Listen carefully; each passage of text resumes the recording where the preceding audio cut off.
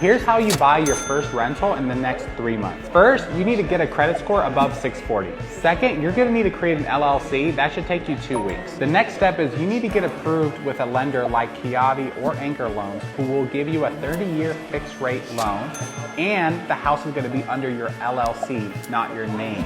The last step is you're gonna have to learn how to find below market value deals, so when you're buying these homes, you're putting very little money down. And if you wanna learn how to find deals below market value, go ahead and give this page a follow.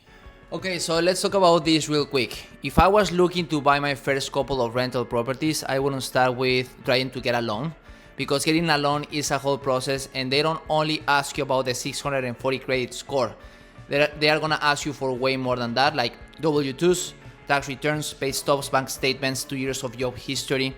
So if you're self-employed, it's gonna be really hard for you to get a loan. If you are a business owner and you file 0 on your taxes, it's gonna be really hard for you to get a loan.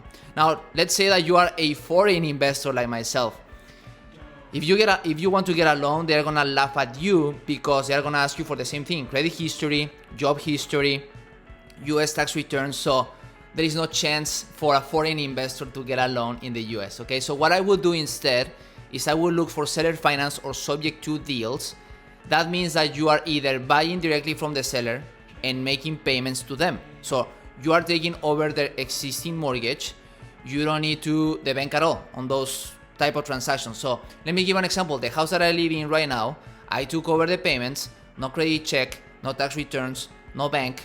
The entry cost was about 7%, way lower than if I get a loan today.